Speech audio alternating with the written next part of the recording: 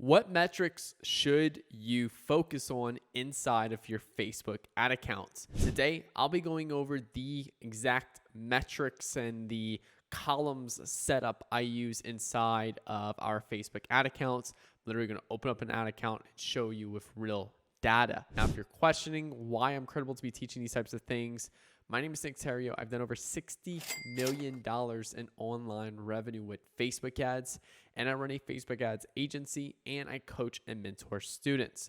So if you're wondering where you can find some information around that, click the links below. Have Nick Theriot run your ads, or have Nick Theriot basically mentor you. Now, before we get started, hit that like button and hit that subscribe button for new videos every Monday, Wednesday, and Friday. And let's dive into the video. So we are inside of one of our accounts. This is, like I mentioned before, this is kind of like my YouTube account. It's it's nothing really crazy at all. It's something that we just spend a few $100s a day on, and I use it to make YouTube videos on. It's not really a super profitable store. So if you want to go funnel hack it, sure, go ahead. But this is nothing that's really crazy. Now, some of our other clients spend anywhere from $3,000 to $10,000 a day. We got another store right now crushing about $35,000 a day. We're doing about $1.2, $1.5 million a month with that store. We got another store doing $2.5 million a month. Another store doing about $300K a month. Quite a variety of stores that's just absolutely crushing it. But unfortunately, I can't show those to you just because those are clients and a lot of, I would say almost NDA type of stuff right there. Now, that being said, looking at this account, the column setup is exactly what I want to be focusing on today. These are exact column setups that I use, and pretty much you could replace this with if you're in lead gen or app installs or event registrations as well. You can also use these as well. So first things first, let's take a look at these column setups. I'm at the campaign level. I do, CBO pretty much, which again, we're not going to talk about campaigns today. If you want to know how I set up my campaigns, go look at broad targeting and dynamic or DCT 2023. And I'm going to show you that. I think it's broad targeting and dynamic creatives in 2023. And I do a full video walkthrough of how to set up these Facebook ads. So first column setup we use is purchases. If we're optimizing for purchases, the only time we optimize for something different is like if we're running a lead generation account, or maybe an app install account, or maybe an event registration account. That's the only time we do something different. Then the next one is cost per purchase, because our objective here is to hit the target cost per purchase. I do not focus on ROAS at all. My objective is to hit a target CPA. Now, if you want to know how to calculate your target CPA, I do have a video on the YouTube channel, and I even give you a free calculator that literally shows you exactly what to do. So you can go right here to how to calculate target CPA, Shopify and Facebook ads 2023 tutorial. And I literally show you how to calculate your target CPA. Now, next one is reach, just how many people have reached. Our CPM, just basically what our CPM is. And then our frequency, what the frequency is. Next one is CTR, but I focus on unique outbound CTR. A lot of people do just CTR.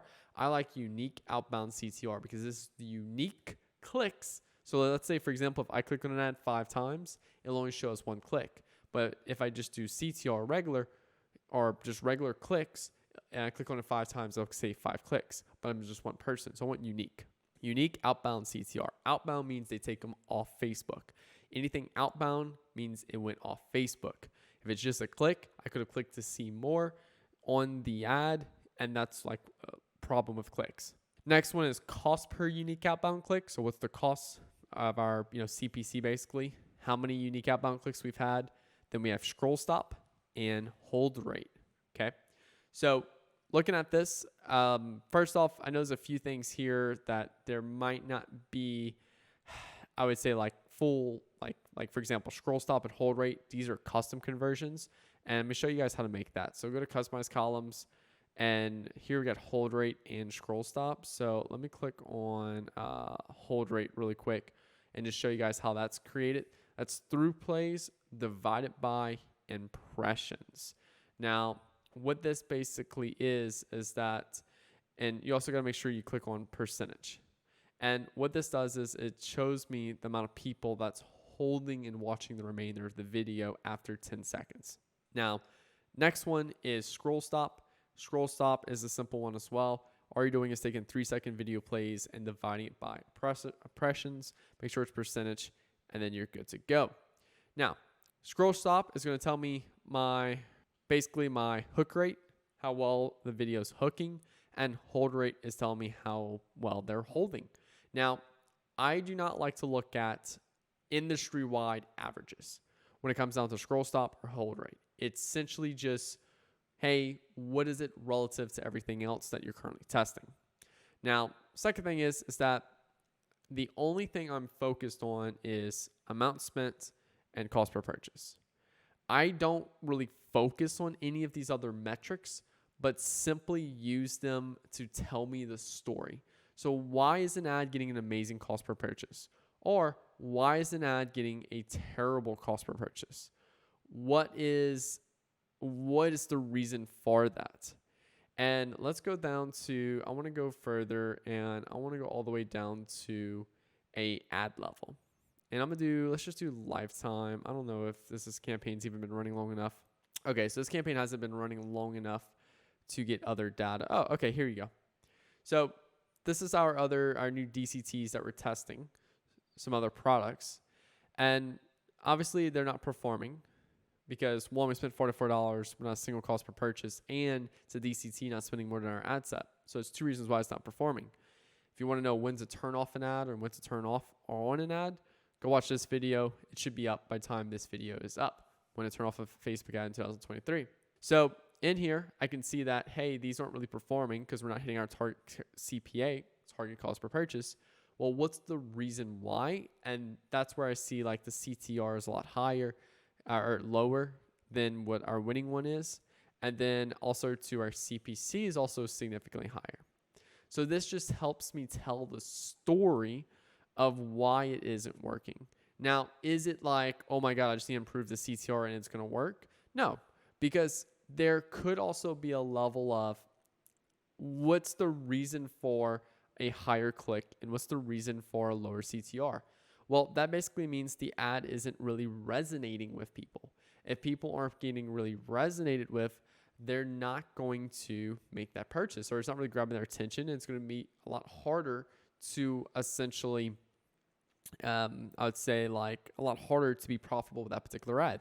So you just need to test some ads that resonate better with your community or your particular prospect. Now, what happens if I'm getting an amazing CTR but a bad cost per purchase? This basically means I'm grabbing the wrong attention. So I'm grabbing attention really well, but people are misread and they're going to the page to make a purchase, and they're like, "Whoa, this is not what I clicked on." Because you can grab attention easily. You know, I can easily show, you know, like something very provocative that's gonna get a lot of clicks, and it's not really gonna get a great cost per purchase because that's not what they're getting as soon as they land on that page. So that's also something else to look at. Next thing is frequency. So frequency, this is again something I don't really focus on. I get a lot of people that talk to me and they're like, "Hey, Nick, you know, my frequency is above a 1. Should I turn off the ad?" So I never turn an ad off of frequency. I use frequency to help me tell the story. Again, everything outside of amount spent and cost per purchase just helps me tell the story. I do nothing when it comes down to making decisions off this data. Hey, the ad did not hit our target cost per purchase. Okay, cool. It's a bad ad. Now, why? What helps me tell that story? Or, hey, it's doing amazing. What helps me tell that story? That is it. Now, next thing is frequency. So like I said, so for frequency for us, we use it as a gauge for the amount we're spending. So if we know that, hey, if we're spending like one of our other accounts, we're spending about $70,000 a week in ad spend in one campaign, one CBO set at $10K a day. And our frequency for that campaign is like just under a 2. It's like a 1.93. Now, some of the ads in that campaign, because we have about 30 active ads in that campaign right now, and some of the ads inside of that campaign have like a frequency, like I think the highest spender, which spending is about $25,000 a week, has like a frequency of like 1.3. And then some of the ads below that, like spending maybe $10,000 a week, have a frequency of like 3.5x. Now, why is this? because some of these ads have different stages of market awareness. Our ad at top of funnel, or I would say top of funnel, but the ad that's getting the most spin, it has a more of an unaware approach, and it's reaching significantly more people, and the frequency is low compared to the frequency in some of the other ads. Now, they're both hitting the target CPA we need. It's just one is better at scale for reaching more new people. How do I know it's reaching more new people? Because the frequency is really low compared to the others. Now, the ad that's spending like 10,000 a week versus the ad that's spending like 25, 30,000 a week, that one has a higher frequency. It's still hitting target CPA, but it has more kind of like retargeting messaging in it. Now, again, from a frequency standpoint, how do I make decisions off of that? I don't. It just simply helps me tell the story that, hey, this ad is getting an absolute amazingly, good frequency and it's spending a ton of money. So let's see if we can go a little bit further in here. So, all right, cool. Well, I mean, there's not really much other ads in here. So in this case, this ad right here is getting a frequency of 1.26. Cool.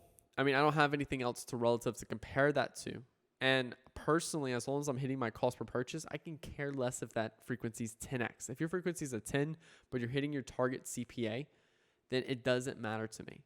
It just, again, it simply helps tell the story. Now, CPM. CPM is honestly probably one of the most, I don't know. I would say CPM, it's a useless metric. I'll be honest. Quite frankly, we've never made a decision off CPM. I personally don't even know why I still have it right here, but there's just, I don't know. It's a useless metric. I've never made a decision off CPM. I have accounts where the CPM in my winning ad set, I have winning ads with $100 to $200 CPM. In that same ad set, I have ads with a $12 CPM and $50 CPM. I've never made a decision off of it. It doesn't define a success of an ad or a failure of an ad. I've seen high CPMs literally crush in terms of target CPA, whereas I've had low CPMs that did horrible. CPM is just showing you how competitive that your people you're reaching is. And that's not even really the full story either, but that's just at least how I've perceived it. You're going to pay more to reach a smaller group of people as well.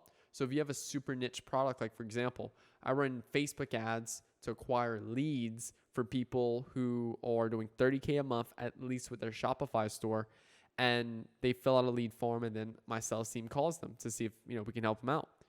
And I'm paying like $180, $200 for my CPMs. Do I care about that? No, not at all. It personally makes 0 sense for me. Like, I don't give a fuck at all. It does nothing in terms of how I'm going to manage the ads. So CPM, I do not care about. And like I said, personally, I don't even know why I'm tracking it. I think it's more of just from over the years seeing CPM, and now I'm just like, oh, cool. We were paying per 1,000 people. The only thing it tells me is that, hey, we're targeting either a broader audience or a more defined audience. And again, I'm targeting broad on all of these, but the creative itself defines the CPM. So people who resonate with this ad right here is slightly cheaper than people who resonate with this ad. But this ad is performing 1,000, 2,000 times better. So for me, it doesn't make sense. Like, there's no decisions I've ever made with CPM. So just being fully transparent on that. Now, going back and looking at the last 7 days, you can see right here. I plan to see these Father's Day campaign. I plan to see the CPM actually shoot up as we get closer to Father's Day. But I plan to see the cost per purchase still to remain the same. Why? Because as we get closer to Father's Day, is going to be a ton more advertisers, more competitive. But the market is going to be more active and a lot hotter. Because it's hot, more active, we're still going to hit the same cost per purchase or better, but we might pay in 3 to 4 times higher CPMs. It doesn't matter to me. CPMs are completely irrelevant in any decision I've ever made. I've never based a decision off of CPM. The only decisions I make is based off amount spent and cost per purchase. What is making us the most money at scale at target CPA? That's all I focus on. All of these other metrics simply help me tell the story. I've had ads with amazing cost per purchase and a terrible scroll stop and hold rate. What does that tell me though? There is potential to tweak that ad just slightly to maybe get a better scroll stop. But that does not guarantee me a better cost per purchase. Just keep that in mind. I've seen ads with terrible CTRs have amazing cost per purchase.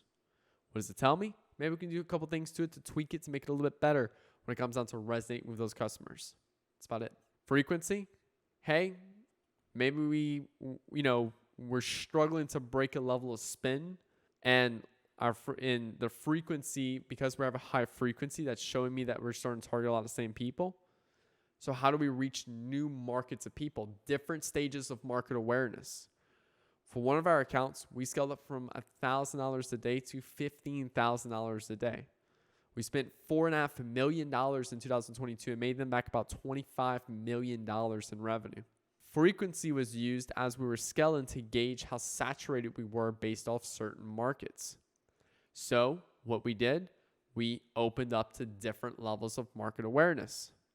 And what happened was we found a new level, the unaware. We made unaware work. I wouldn't say we tested unaware. I knew for a fucking fact that we had to make this market work if I wanted to keep getting paid by this client. So we spent our good month focusing on getting this unaware market opened. We tested a bunch of different ads. We finally made it work, and then boom, and we were able to scale and make the client more money and made the client happier. And also, too, made us more money because we're on profit shares of all of our clients. So frequency in that situation just simply helped me understand that, hey, we're struggling to break spin. Why? And it's because, hey, we're targeting a lot of the same people. Does that mean we need to go test different audiences? No, because we target broad only. It just simply meant that we need to expand our messaging to reach different people based off their mindset. Market awareness separates people based off the conversation in their head. Right now, you have 5 different buyers in your, right now you have 5 different people you can target with Facebook ads. They are all having a different conversation in your head, and you simply want to reach out to those people and talk to those people based off where they're at, based off the conversation they're currently having. Some people are unaware. They're completely unaware to your product, your problem you solve, your solution. So we need to simply start where they're at. And that's based off a big win they want in life, maybe a big dream they have in life. And how do we recognize that dream and pull them into the problem and our solution? Are they problem aware? They're currently experiencing a problem and have no clue what the solution is. You're struggling with Facebook ads and you can just not simply figure out how to make Facebook ads work. That's your problem. Or you're solution aware.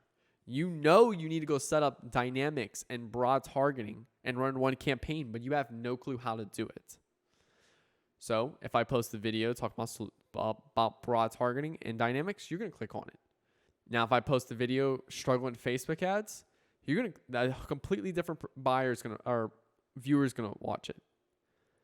Now, both videos are going to end at the same thing, and that's you need broad targeting dynamic ads. But both of them start at 2 complete different mental conversations going on. So what ultimately happens is I reach out to these bigger audiences. There's more people who are struggling with Facebook ads than there's people that know about dynamic and broad targeting.